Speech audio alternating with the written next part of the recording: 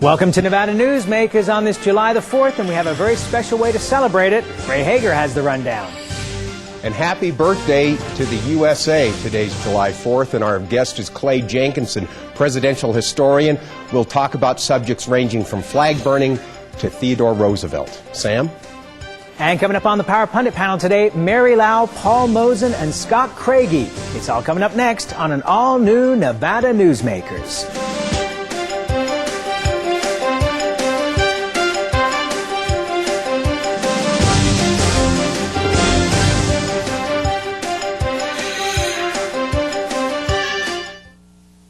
Nevada Newsmakers, brought to you in part by the Tahoe Reno Industrial Center, the world's largest industrial park, the resort at Red Hawk, and the Peppermill family of casinos. Here at the Tahoe Reno Industrial Center, water resources come from fresh, clean groundwater, approved by state permits. The water is pumped from wells to million-gallon storage tanks and then distributed to TRI companies. Another amenity is our investment in a state-of-the-art wastewater treatment plant. This disposal system converts waste to clean water for industrial applications. Welcome to the Tahoe Reno Industrial Center, the largest industrial park in the world, building economic prosperity for Nevada. When making your decision as where to play golf, consider the resort at Red Hawk. You know you have made the right choice the moment you arrive. The friendly staff welcomes you to our award-winning pro shop. You know you've made the right decision on the first tee. The Lakes course is in the best condition in years. You know you've made the right choice after you've played 18 holes. The resort at Red Hawk, the right choice. Nevada Newsmakers is sponsored in part by the Nevada Beer Wholesalers Association. As an employer, did you know you can be held liable for negligent hiring? A background screening by Employer Links can uncover criminal records, like alcohol and drug convictions. It can verify the applicant's education, driving records, and professional licenses.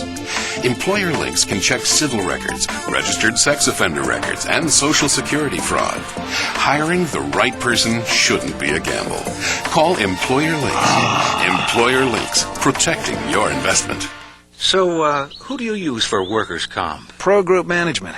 Ah, I've heard some good things about them. Oh, you bet. Employee background checks, safety training, claim seminars. Oh, and here's the great part. If you have an issue, they work for you, not against you. Sounds perfect. And expensive. Well, that's the best part. They saved me 30%. I've heard they've saved others 50%. Works for me. Pro Group Management. Finally, workers' comp that works for you. This is Nevada Newsmakers with host Sam Shad on No Holds Barred Political Forum. Now, from the Nevada Newsmakers broadcast headquarters, here is Sam Shad. And on this July 4th, as we're taping this program, we welcome to the program our presidential historian, Clay Jenkinson. Always a pleasure to have you here. I'm always glad to be here, Sam. How are things? Things are good, although a little crazy. Let's talk about flag burning as an issue that's come up to distract us all from the war in Iraq. In an editorial, Tom Mitchell was quoting Richard Bryan, and he was talking about there is enormous political pressure from folks who are sincere, wonderful, patriotic Americans.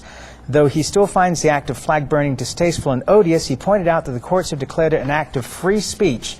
The founders never thought liberties were bestowed by government. Quite the opposite. The Constitution was written to rein in the power of government and preserve to the people their natural rights.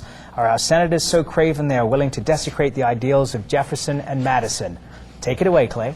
Well, I don't know that it desecrates the ideals of Jefferson and Madison to burn a flag. You know, as you know, people who care about flags get very upset when they're badly handled and when they're burned or used inappropriately. I remember from my childhood when people displayed flags wrongly, they were often rebuked by people who knew the protocol on flags. So I certainly understand it. But the fact is that the Founding Fathers, men like Jefferson, burned flags, British flags. They burned effigies of George III. They tore down the British Empire. Rebellion is the founding energy of American life. And it's not really, for me, a First Amendment issue. It's an issue about the freedom to be rebellious, to be obnoxious, to tell your country or your government that you find its behavior offensive. And it's designed to offend, and it does offend. But I think that we're a great enough country that we can absorb a little rebellion of this sort. No one's killed, no blood is let. It's a pretty harmless act, except insofar as it's symbolically offensive to people who care about the flag, and particularly the veterans. Well, you know, there's tremendous irony here that I learned the other day, which is that there's an official way of getting rid of old and damaged flags, and the recommended method, according to the code, is by burning. Well, perhaps before I burn the flag in the streets of Washington, D.C., I should say that I'm retiring it. That probably would be a good way to go. Yeah, but in that case, there's a issue of respect about the flag. It's not burned in protest. It's burned as giving it its proper burial as a symbol of America and America's freedom. Well, you know, listen, I love this country. I love our flag. I just think that, you know, we have a free speech issue here, and I think that people should have the right to, if they choose to burn a flag, they're not burning this country. But I certainly understand there are very heated feelings on the other side of this issue, and everybody's entitled to their opinion. Clay, let's change the subject for 1 minute, please. This summer in the Reno Chautauqua, you will debate Frank Mullen. You will be Teddy Roosevelt. He will be financier J.P. Morgan. Could you tell us a little bit about that Chautauqua debate? What are the issues that will be framed by it? Well, there are two sets of issues, Ray. One is the personal issue. Roosevelt was a very powerful New Yorker, and so was J.P. Morgan. And in some sense, they both thought they ran the country. And Morgan felt that big business was the best entity to decide how the country should develop, particularly economically. And he was appalled when this upstart, Theodore Roosevelt, began to challenge the workings of corporate capitalism at the turn of the last century. So part of it was personal between them. And when Roosevelt went off to Africa on a year-long safari after leaving the presidency, Morgan said, "Wall Street expects every lion to do its duty." So there was a personal antagonism between them. The larger issue of this Chautauqua between Frank Mullen as Morgan and myself as Theodore Roosevelt is, what is the nature of a modern industrial culture? What's government's role in restraining the economy, preventing excesses, providing a safety net for the poor, deciding under what conditions international trade or interstate trade can occur? And this was a really interesting set of historical developments. You know, who's in charge? And today, with the globalization movement, we're facing somewhat of the same issue. Can the national government of the United States in any way regulate transnational corporations? This is one of the bedeviling issues that the Founding Fathers could not have anticipated, and so the Constitution is silent on these questions, and it has made the evolution of modern economic life very difficult for government to understand or to handle in any significant way. Well, you know, and that brings to mind what's going on right now, which is that the Chinese government, through one of their oil companies, their largest oil company, is trying to buy Unocal and has offered $2 billion more than Chevron has offered for that company. And to me, that's a very frightening situation when you look down the road as far as oil and natural gas is concerned. Boy, I sure agree with you. You know, I heard the other night someone saying that if everyone in China has an automobile, the planet will die. But he went farther and said if every neighborhood in China has an automobile, there will not be any oil for anybody else. This is probably part of our strategic future on resources. And here's a situation in which free trade, the idea that if a corporation wants to sell itself to the Chinese, probably that simply can't be permitted under these circumstances. Let's take a break, Clay. We'll come back with more with Clay Jenkinson right after this time out on Nevada Newsmakers. For a videotape copy of any Nevada Newsmakers program, call 775-857-2244. The tapes are $20 each, including shipping. My family started this business 27 years ago. We work hard to serve our customers and our community. But it's getting harder and harder to keep the doors open. For example, our workers' comp is going through the roof. Isn't anyone on my side anymore? The Retail Association of Nevada is. If you're a small business owner, we can cut your workers' comp by up to 50%, lobby for your interests, and keep you informed. Put us to work today.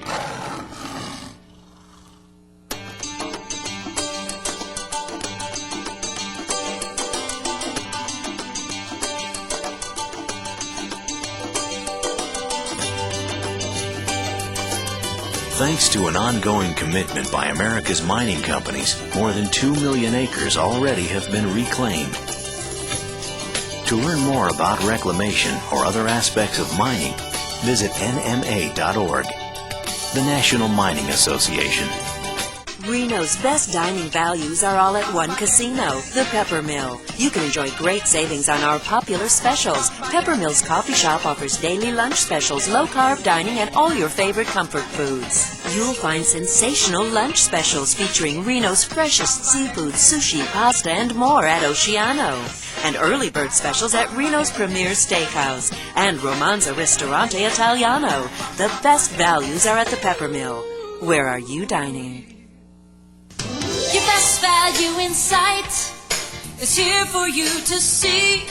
From frames to lenses to eye exams, you're covered A to Z. Davis Optical, your best value in sight. Davis Optical Centers, with 2 locations in Reno and Sparks. Davis Optical, your best value in sight. And now, back to Nevada Newsmakers with Sam Shad.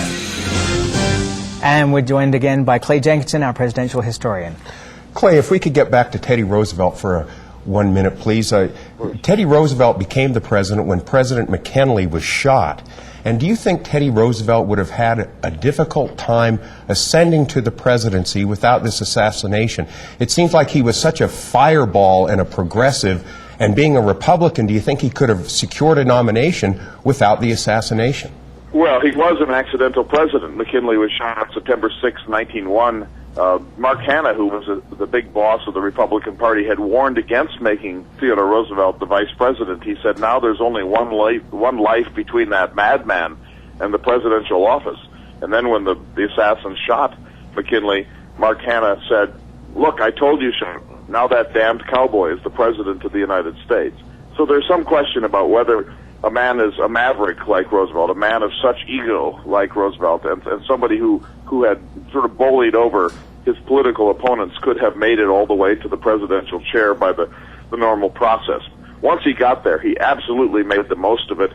He was destined for greatness. When he came out of North Dakota in 1886, having sort of recreated his personality and his body out on the plains of Dakota, he was going on to some sort of national greatness. And the astonishing thing is how many people predicted that he would be president 10, even 15 years before he became president.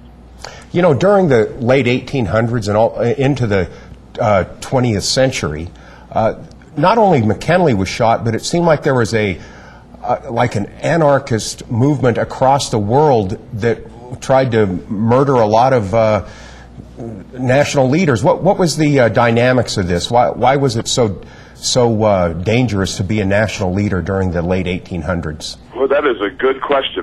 Part of it is that people were beginning to be more prominent and more visible, these leaders, and there were anarchists in the world, as there are today, or lone gunmen like Lee Harvey Oswald.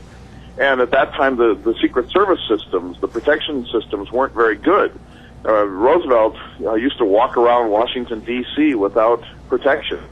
His wife, Edith, was scared throughout his entire presidency that he would be assassinated. And he said, you can't stop an assassin. An assassin can trade his life for yours, but there's really no stopping him. And, of course, we all know that in the campaign of 1912, the Bull Moose campaign, Roosevelt was shot on October 14th, 1912, in Milwaukee. Luckily, he had a glasses case, a spectacles case, and his speech wadded up in his pocket so that the bullet didn't kill him. But this was just a part of the era.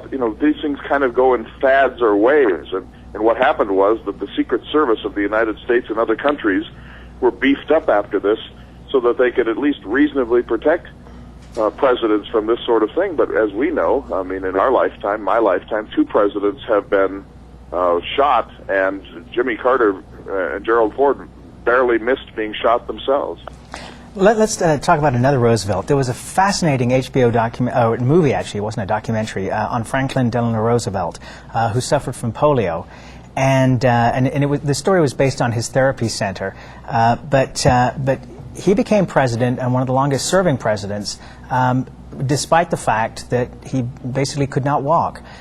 Do you ever see a time when this country would be able to elect a person who had that kind of disability to be the president of the United States and to be re-elected so many times? Obviously, he wouldn't be able to serve for 16 years, but... Great question, Sam. Yeah, I don't know, because I saw that special, too, and I have to say, I cried through most of it. Oh, it was amazing. So beautiful. Just unbelievably sympathetic, the sense of compassion for this man and the compassion that he gained from his disability. I don't think Roosevelt would have been nearly, this is Franklin, nearly as good a president if it hadn't been for his polio. It was just magisterial, this film, and I share your respect for it. I think we've lost ground. I think today it would be very difficult for a disabled person to be the president of the United States. You know, the current president is a very vigorous man. He's a Texas cowboy, or at least a rancher. I think the country likes these cowboys. Ronald Reagan was seen riding a horse. People like Jimmy Carter, who are more soft, more bookish, are frequently regarded as inefficient presidents. There's something about manliness and vigor and ruggedness that we still like, so we really belong more to the Theodore Roosevelt than the Franklin Roosevelt model for the presidency. And remember that one of FDR's greatnesses was that he always appeared so happy and vigorous. He's the happy warrior who loved political fighting, and he made sure that the media understood that that was his essential personality, whatever was the case with his legs. So I doubt it. I think we are closer to a woman president and closer to an African-American president than to a disabled one. But your point is well made, because he was rather a jerk when he was a younger man, and then once he went through this process with the polio, it just was revolutionary. If you get a chance to watch this HBO movie, it really is remarkable. Clay, happy 4th of July to you, my friend. We always appreciate you being on the program, and we'll talk to you very soon here on Nevada Newsmakers. We'll be right back. Thank you, Clay. God bless America.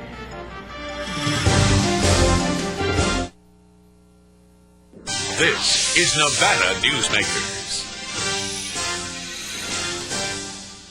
For more than a decade, the Southern Nevada Water Authority has been helping the community embrace conservation as a way of life. That includes replacing more than 50 million square feet of grass with water-smart landscaping. During the worst drought on record, watering restrictions and tough landscaping codes have reduced the community's water use by billions of gallons, even as thousands of new residents were moving into Nevada. That's smart water management, and that's our promise to Nevada. When making your decision as where to play golf, consider the resort at Red Hawk. You know you have made the right choice the moment you arrive. The friendly staff welcomes you to our award-winning pro shop. You know you've made the right decision on the first tee. The Lakes course is in the best condition in years. You know you've made the right choice after you've played 18 holes. The resort at Red Hawk, the right choice. I tell you, John, this industry has really changed. Tell me about it. You seem to do pretty well last year. What's your secret? No secrets. Although I'll tell you something. The smartest thing I did was sign up with Pro Group Management. Really? They do workers' comp, right? Yeah, their services are great. And get this, they saved me 30%. I've heard they saved others 50%. That works for me.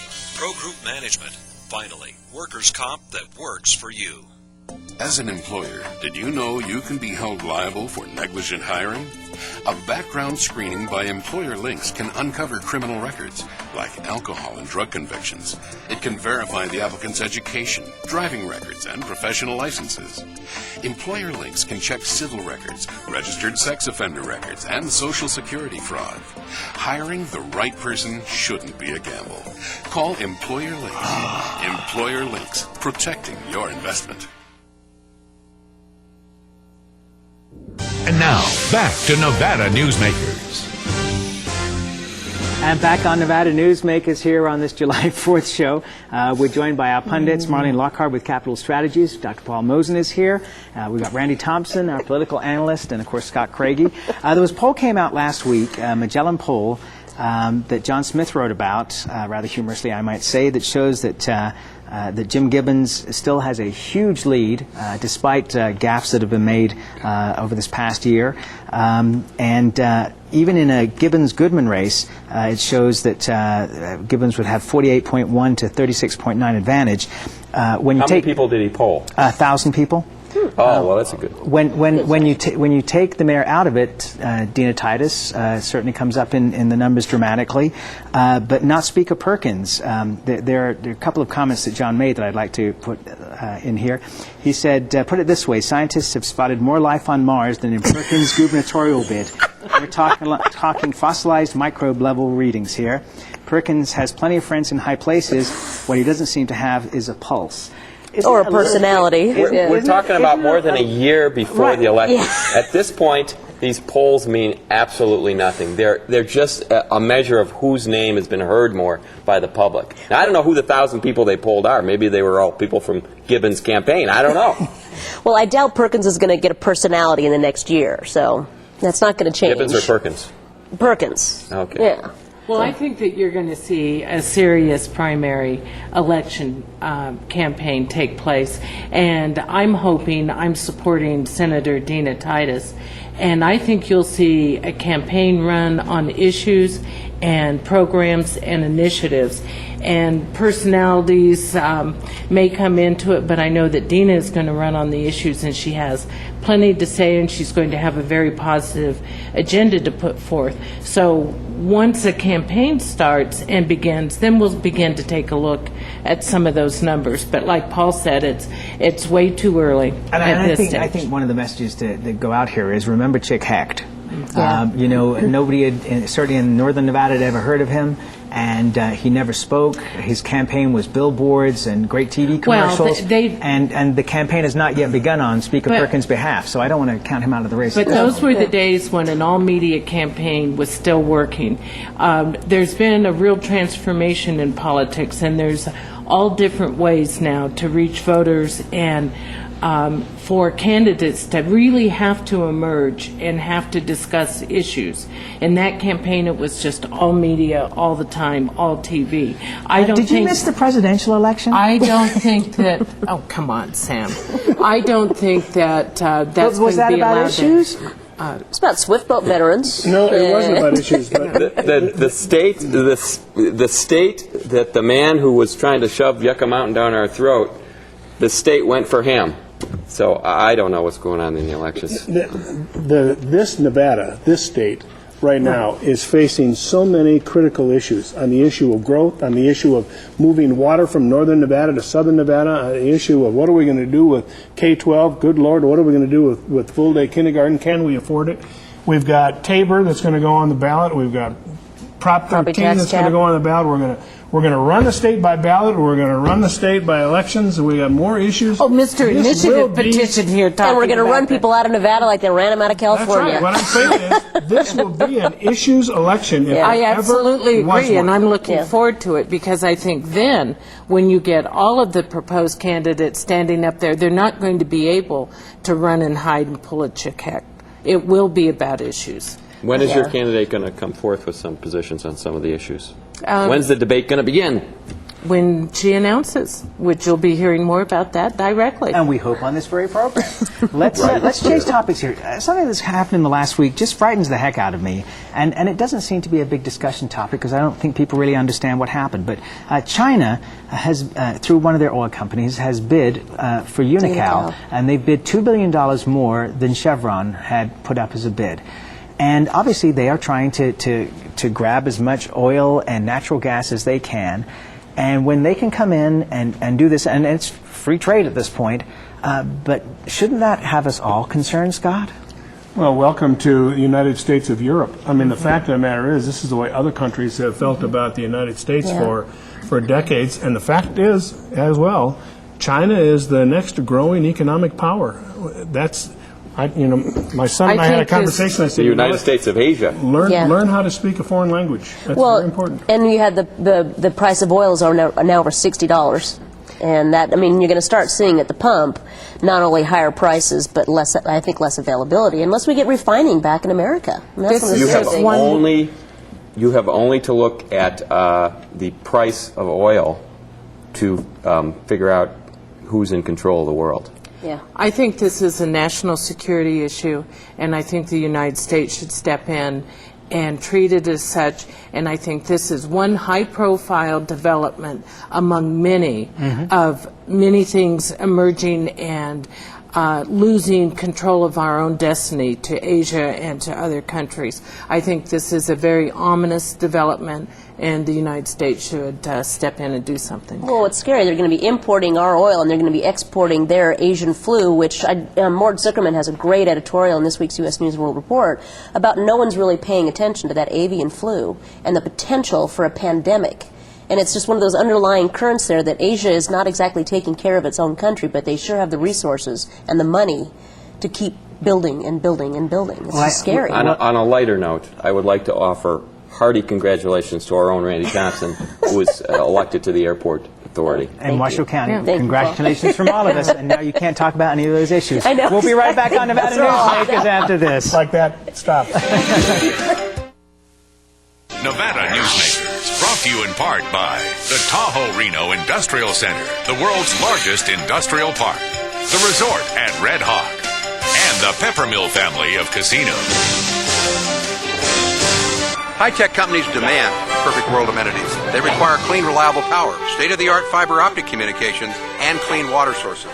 In a perfect world, companies would have immediate access to rail and interstate freeways. There would be 4-lane expressways that shorten shipping times and provide convenient commute routes for valued employees. Well, the future is now, and it's here. Welcome to the Tahoe Reno Industrial Center, the largest industrial park in the world, building economic prosperity for Nevadans. South Reno's hotspot for food, fun, and friends is the Tamarack Junction. Play over 480 of the hottest slots and video poker games. Enjoy hot times and sizzling food specials at Sully's Sports Bar, Grill, and Nightclub. Watch your favorite game on one of our jumbo high-definition plasma TVs. Enjoy great food 24 hours a day in the Dining Car Restaurant. Or sample the best hot and cold sandwiches in the Whistle Stop Deli. The Tamarack Junction is your junction for fun. South Virginia and Amati Ranch Parkway. Yeah. My family started this business 27 years ago. We work hard to serve our customers and our community. But it's getting harder and harder to keep the doors open. For example, our workers' comp is going through the roof. Isn't anyone on my side anymore? The Retail Association of Nevada is. If you're a small business owner, we can cut your workers' comp by up to 50%, lobby for your interests, and keep you informed. Put us to work today.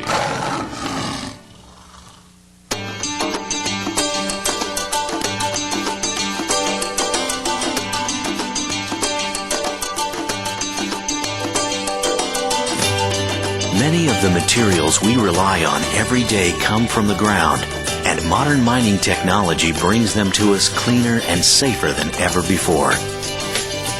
To learn more about America's natural resources, visit nma.org, the National Mining Association. The next show, Carol Villardo. We'll see you then.